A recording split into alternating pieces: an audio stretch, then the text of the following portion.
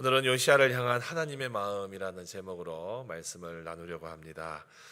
새벽기도 본문이 오늘 새벽부터 스바냐서로 바뀌었습니다. 제가 새벽기도를 준비하면서 스바냐서 전체를 읽고 그리고 스바냐서 전체를 읽으면서 들었던 생각이 이 말씀이 요시야 개인에게도 주어진 말씀이라면 요시야가 이 말씀을 받고 그 마음에 어떠한 힘을 얻고 위로를 얻었을까 하는 생각을 좀 하게 되었습니다. 그래서 오늘은 요시야에 대한 이야기를 좀 나누려고 합니다. 스바냐 선지자는 우리 스바냐서 1장 1절에 보면 유다 왕 요시야 시절에 활동한 선지자라고 소개가 되고 있습니다. 이스라엘 역사를 여러분 가만히 지켜보면 여러 번의 영적인 갱신의 순간들이 있었습니다. 소위 말하는 이 종교 개혁의 시대가 있었습니다. 그런데 이 유다가 멸망하기 전에 마지막 영적 갱신, 마지막 이 종교 개혁의 때가 바로 요시야 시절입니다.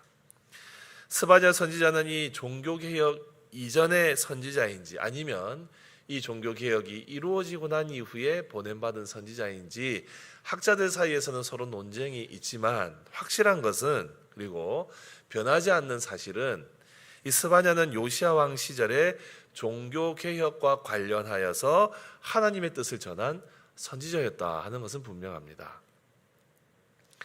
요시야 때의 이 종교 개혁, 굉장한 종교의 개혁이었어요. 오늘 읽었던 우리 말씀 열왕기하의 본문을 가만히 보면 이 요시야 시대 때 있었던 종교 개혁은 굉장히 밝고 희망적인 개혁이었습니다.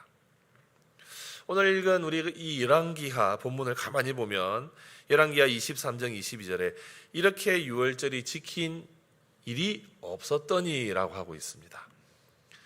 요시야 왕이 이 이스라엘 백성들을 다 모아놓고 제대로 이 유월절을 섬깁니다. 요시야 왕은 8살 때 왕이 되었는데 그 이후로 31년 동안 왕위에 앉아있게 됩니다. 이 요시야 왕에 대해서 성경은 굉장히 후하게 평가를 내립니다. 22장 2절에 보면 요시야가 여호와 보시기에 어떻게 행했다고요? 정직히 행하여 그의 조상 다윗의 모든 길로 행하고 좌우로 치우치지 아니하였다라고 칭찬하고 있습니다. 이렇게 하나님의 크신 은혜 또 칭찬을 받은 요시야는 이 종교개혁 시대, 영적 갱신의 시대 굉장히 중요한 일 3가지를 행하게 됩니다. 먼저 첫 번째로 하나님과 이스라엘 사이에 이 언약을 다시 갱신을 해요. 23장 3절에 보면 이스라엘 백성들 앞에서 왕이 이 율법책의 모든 말씀을 선포되어지게 하는데 그때 이렇게 이야기를 합니다. 같이 읽어볼까요? 시작. 마음을 다하고 뜻을 다하여 여호와께 순종하고 그의 계명과 법도와 율례를 지켜 이 책에 기록된 이 언약의 말씀을 이루게 하리라 라고 백성들 앞에서 선언을 합니다. 곧 우리가 지금까지 하나님과의 관계가 무너져 있었는데 우리의 마음을 다하고 뜻을 다해서 여호와께 순종하면서 그 율법을 그 계명을 지키자 이렇게 합니다. 그러니까 이 백성들이 그 언약을 따르기로 결심을 합니다. 또 무엇을 했느냐? 두 번째로 요시야는 이방 산당, 이방의 신당을 다 없애는 일을 시작을 합니다. 23절 우리가 읽진 않았지만 23장 4절부터 20절을 가만히 보면 이방 신상과 우상을 다 제거하는 일들을 행해요. 먼저는 예루살렘 성전 안에 있는 우상을 제거합니다. 여러분 얼마나 타락을 했으면 하나님을 섬기는 성전 안에 우상이 있었겠습니까? 이 요시야는 여호와의 성전 안에 있는 우상부터 제거합니다. 그 다음에는 예루살렘과 유다 땅 안에 있는 우상을 제거합니다. 그리고 이스라엘 전역에 퍼져 있는 우상들을 다 제거를 합니다. 그 다음에 마지막으로 완성하는 개혁의 일이 바로 오늘 본문의 이 유월절을 지키는 것이었어요. 오늘 본문 21절 22절 우리 다시 한번 읽어봅니다. 시작. 왕이 뭇 백성에게 명령하여 이르되 이 언약책에 기록된 대로 너희의 하나님 여호와를 위하여 유월절을 지키라 하매 사사가 이스라엘을 다스리던 시대부터 이스라엘 여러 왕의 시대와 유다 여러 왕의 시대에 이렇게 유월절을 지킨 일이 없었더니. 아멘. 여러분, 이스라엘 백성들은 유월절을 잊고 지낸 민족은 아니었습니다. 유월절의 전통을 지키는 것이 그들의 종교 습관으로 몸에는 배어 있었습니다. 그래서 22절에서 사사가 이스라엘을 다스리던 시대부터 왕정 시대에 이르기까지 이렇게 유월절을 지킨 적은 없었다라고 하는데 구별이 되는 거죠. 그냥 유월절을 지켜오다가 요시야 때에는 제대로 지키는 것을 봅니다. 그래서 유월절을 지키되 요시야 때 제대로 지키게 됩니다. 그러면 그전에는 유월절은 존재했지만 그 유월절의 본질은 잊고 그 의미도 잃어버리고 또 형식도 간소화되고 또 유명무실화된 자신들 편의대로 지키는 종교 행사에 지나지 않았습니다. 그런 유월절을 제대로 지켰던 거죠. 그럼 이 유월절을 제대로 지키는 게 과연 어떤 의미일까? 우리 21절을 같이 한번 다시 봅시다. 이 언약책에 기록된 대로 너희의 하나님 여호와를 위하여 유월절을 지키라 하고 있어요. 여러분, 유월절을 제대로 지키는 방법이 무엇입니까? 그 언약책에 기록된 대로, 그 하나님이 제정하신 방식대로 지키는 거였어요. 그동안 이스라엘은 자기 마음대로 유월절을 지켰습니다. 분명히 언약책에 기록된 유월절 지키는 방식이 있음에도 불구하고 그것과 단절되어 있었고 그것을 잊고 지냈던 거죠. 하나님께서는 이렇게 완전히 무너져 있는 상황 속에서 요시야를 통해서 일을 시작을 하십니다. 그럼 여러분, 하나님께서 왜 이 영적으로 가장 어두운 이 시기, 왜 요시야를 택하셔서 영적 갱신의 기회를 허락해 주시는 걸까요? 먼저는 요시야가 이렇게 후한 평가를 받았던 이유, 또 이렇게 영적으로 쓰임 받을 수 있었던 것은 하나님의 특별한 섭리가 있었기 때문입니다. 그 특별한 섭리는 바로 말씀과의 만남이에요. 요시야 왕이 26살이 되었을 때 성전 수리를 시작하게 됩니다. 그런데 성전 수리 이 작업 기간 동안에 대제사장 hil기야가 그 성전 안에서 율법책을 발견을 합니다. hil기야는 왕 앞에 그 율법책을 가져갔고 왕 앞에서 서기관 사반이 그 율법책을 읽어 올립니다. 그때 요시야가 그 율법책의 내용을 듣고 그의 옷을 찢죠. 말씀을 듣고 회개하는 그런 마음이 뜨거워져서 옷을 찢고 하나님 앞에서 회개합니다. 여러분, 이 한 사람의 회개, 특별히 한 지도자의 회개의 파급력은 실로 엄청났습니다. 요시야의 회개를 통해서 이스라엘 민족의 영적 갱신이 시작될 수 있었기 때문입니다. 요시야가 말씀에 반응하여 이렇게 철저하게 회개하는 시간, 이 시간이 없었다면 이스라엘의 영적인 갱신과 종교개혁의 순간은 올 수가 없었을 것입니다. 그런데 이렇게 요시야가 말씀에 반응할 수 있었던 이유는 무엇일까요? 요시야의 조부 므낫세는 이스라엘 역사상 유다 왕 중에 가장 악한 왕이었습니다. 가장 사악한 왕으로 불렸어요. 그 사악함의 수준이 어떠했느냐? 하나님을 가장 멀리했던 왕이었고 하나님과 전혀 상관없이 살았던 왕이었고 온갖 우상 숭배라는 우상 숭배는 다 하고 살았던 사람이 므낫세였습니다. 그러니까 하나님이 싫어하시는 일은 다 골라서 했어요. 하나님을 철저히 무시한 왕이었습니다. 요시야는 이런 조부 므낫세 아래에서, 그리고 부친 아몬 왕 아래에서 자랐어요. 어린 시절, 정말로 어린 시절에 아버지의 우상 숭배의 모습을 보면서 컸습니다. 그리고 아버지가 죽고 이 왕위를 물려받았을 때 영적으로 가장 혼탁한 시대, 그 시대 상황 속에서 왕위에 올랐죠. 그래서 요시야가 왕이 되었을 때 영적으로 타락하고 혼탁한 그 상황은 그냥 지극히 평범한 정상적인 상황이었어요. 타락해 있는 그 상태가 지극히 정상적으로 보이는 그러한 때에 요시야가 왕위에 세워졌습니다. 그렇게 8살이 되어서 왕이 되었고, 너무도 어린 그 때에 왕이 되었기 때문에 아마도 모친이나 친척들의 수렴청정 있었을 것 같아요. 왕의 자리에 있는 것이 결코 쉽지가 않았을 겁니다. 그런 세월을 18년을 보냈습니다. 그렇게 청소년기를 보내고 성인이 되었어요. 또 거의 20년 가까이 왕이 되어 있었기 때문에 그 사이에 산전수전도 많이 겪었고 또 많이 지혜로워졌을 겁니다. 왕으로서 통치하는 방식을 많이 배웠을 거예요. 그리고 20년 가까이 되었으니까 왕위도 어느 정도 견고해졌을 겁니다. 그럼 여러분, 그렇게 왕위에 있게 된 요시야, 그 자신의 삶이 굉장히 만족스러웠을까요? 사실 요시야도 어떻게 보면 철저하게 하나님 없이 사는 인생을 살았습니다. 하나님을 믿는 행위는 있었을 겁니다. 왜냐하면 예루살렘 성전을 섬기는 제사장들이 있었고 종교 활동을 했기 때문이죠.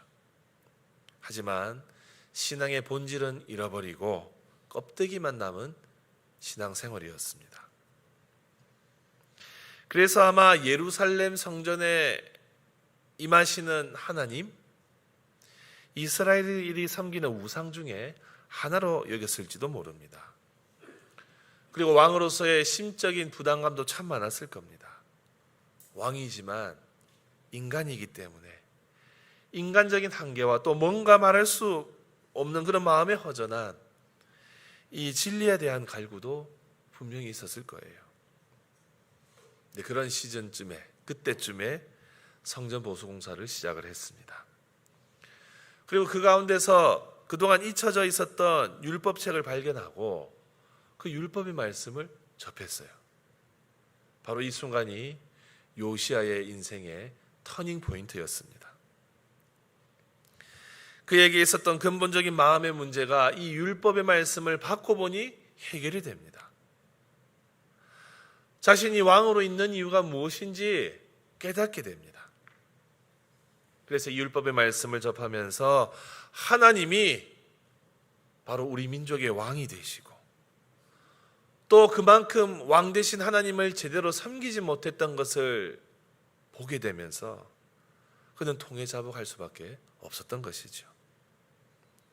요시야는 이렇게 하나님을 인격적으로 만납니다. 이 증거가 이 철저한 회개의 모습으로 나타나요. 여러분, 이 요시야의 이 상황을 한번 생각해 보십시다. 요시야가 말씀을 받고 철저하게 회개하고 통회자복했어요. 여러분, 언제 여러분들은 말씀을 받고 통회자복하셨습니까? 최근에 말씀의 그 깨달음 때문에 정말 이 가슴 치며 주님 앞에 회개했던 순간이 과연 언제입니까?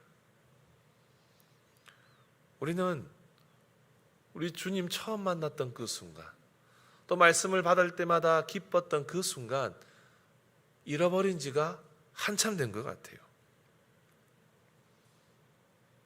여러분, 언제 말씀에 감격하여 말씀의 그 은혜로 가슴 치며 회개를 했었습니까?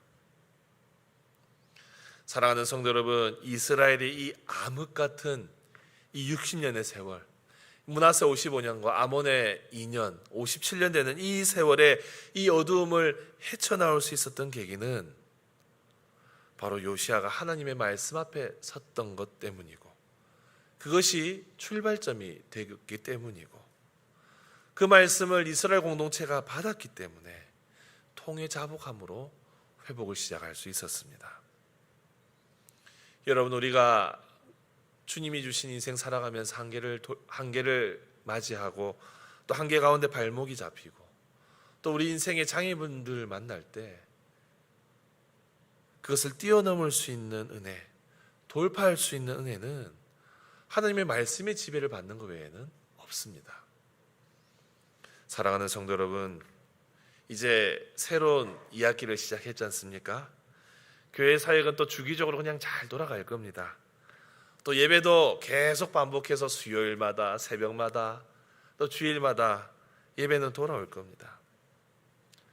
근데 이렇게 다람쥐 쳇바퀴 돌듯이 관성에 따라 살아가면 은혜는 반감되어 가고 타성해졌는 우리의 모습을 보죠. 그 이유가 무엇일까요?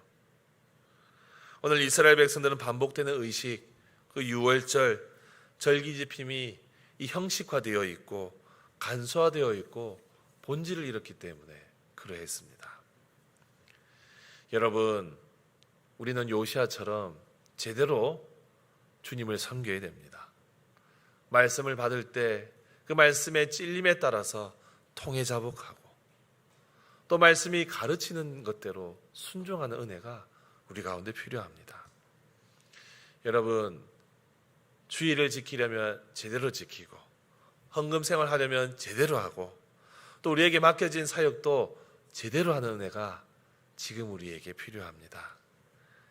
여러분, 이 가을을 맞이하여서 혹여 그냥 관성에 따라서 타성에 젖어서 믿음 생활하고 있다면 이 요시아에게 주신 통해 자복하는 은혜를 우리 모두도 경험하면 좋겠습니다. 그리하여 게으름을 청산하고 양다리 걸치는 마음 다 청산하고 제대로 주님을 섬길 수 있는 은혜가 이 가을에 우리의 삶에 풍성하게 나타나기를 주님의 이름으로 축복합니다.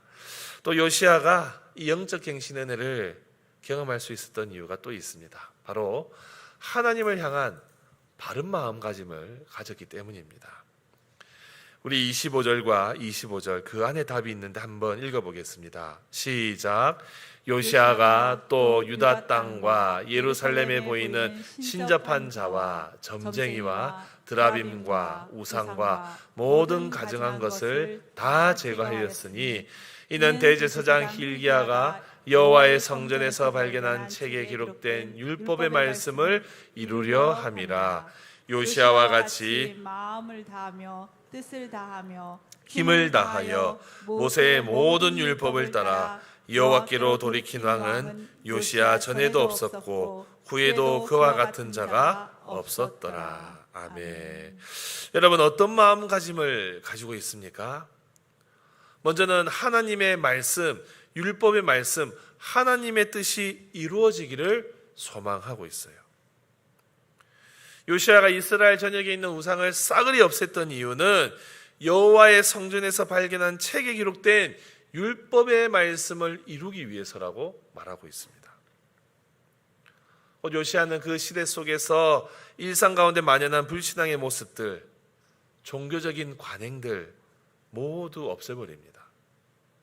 백성들이 오직 하나님만 섬기도록 만들어버렸습니다. 또 마음을 다하고 뜻을 다하고 힘을 다했어요. 이것은 무슨 뜻입니까? 정말 철저하게 하나님의 말씀에 순종하겠다는 이 결연한 마음가짐이죠. 요시아는 온 마음과 온 정성과 온 영혼을 다해서 하나님을 섬겼습니다. 철저하게 하나님을 섬긴 거예요. 사랑하는 성도 여러분, 오늘 말씀 가만히 보면 요시아는 자신의 뜻이 이루어지는 것보다 하나님의 말씀과 하나님의 뜻이 이루어지는 것이 가장 그의 삶에 고대하는 일이었습니다. 여러분, 성경은 분명히 말합니다. 형식적인 신앙생활의 모습, 잘못된 종교적인 관행, 무의미한 종교생활, 타성에 젖어 있는 신앙생활, 이것은 회개해야 될 모습이라고 경고합니다. 여러분, 얼마나 절박하게 은혜를 사모하고 계십니까? 정말로 나는 은혜를 갈구합니다. 절박한 마음 없이 그냥 내가 해오던 대로 신앙생활을 하는 것.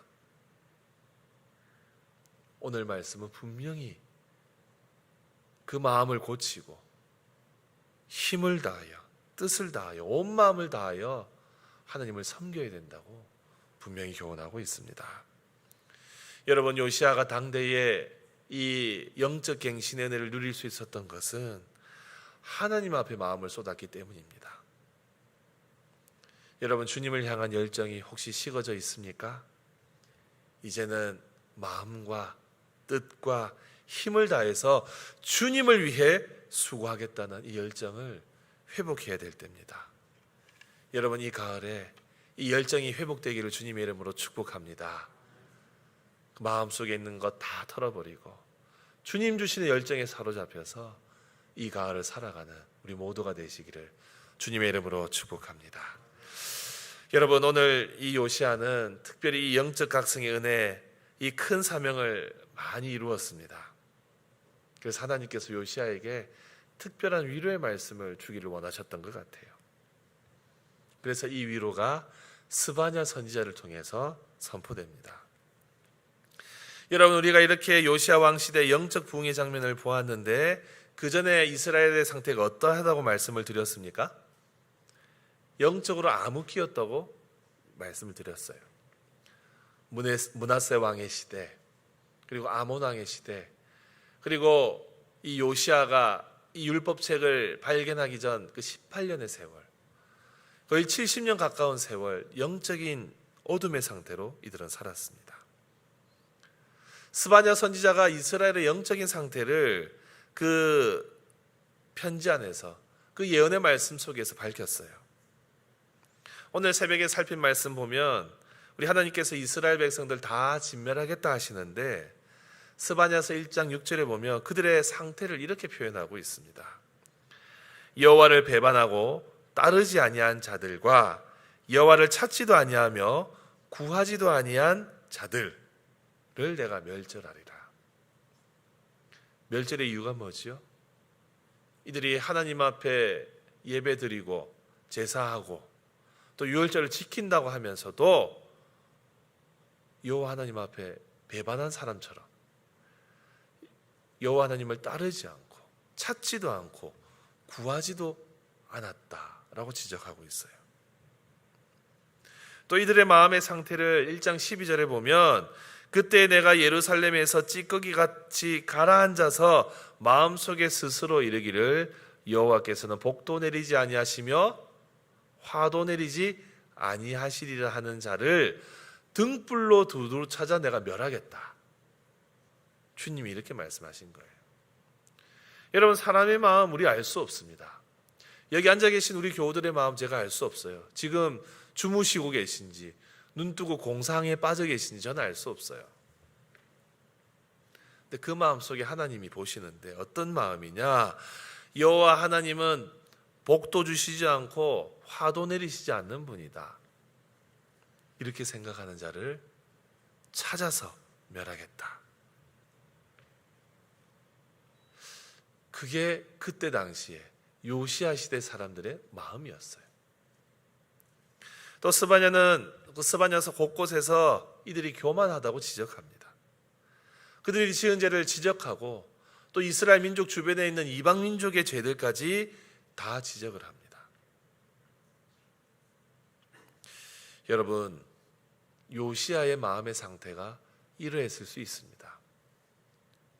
18년 동안 그 여호와의 율법의 말씀을 받기 전에는 요시아의 마음도 하나님을 따르지 않고 찾지 않는 그런 상태였을 거예요.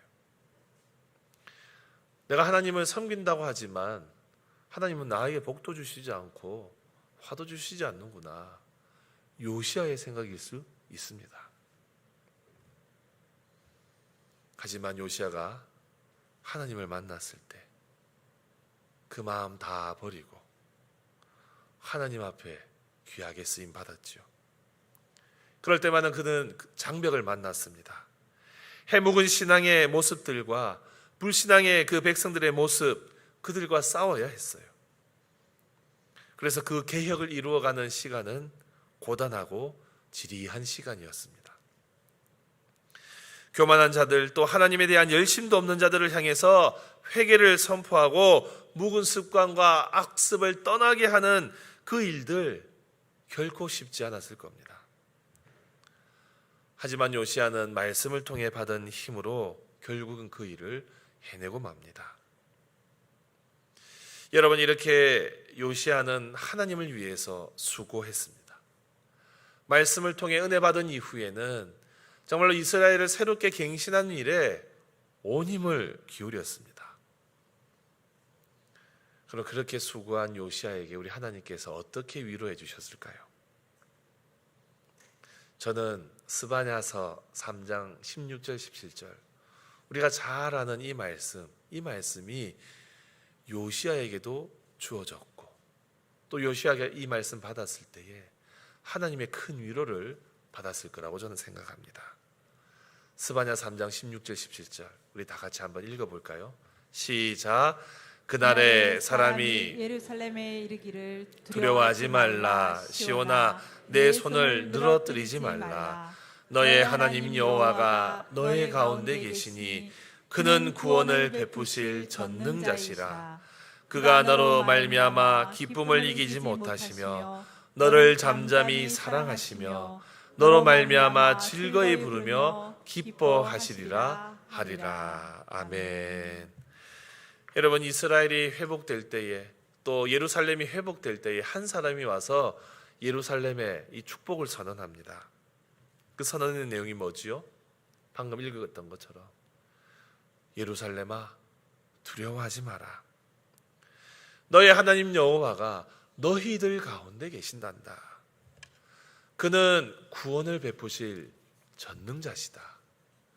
그분이 너로 인하여서 기뻐하시고 즐거워하시고 기쁨을 이기지 못하셔서 너무도 사랑을 표현하시는 그런 여호와 하나님 되신단다. 사랑하는 성도 여러분, 스바냐 선지자를 통해서 여호와의 날에 대한 경고를 받았던 이 예루살렘의 사람들이 이 회복의 메시지를 받았을 때 얼마나 큰 위로가 되었겠습니까?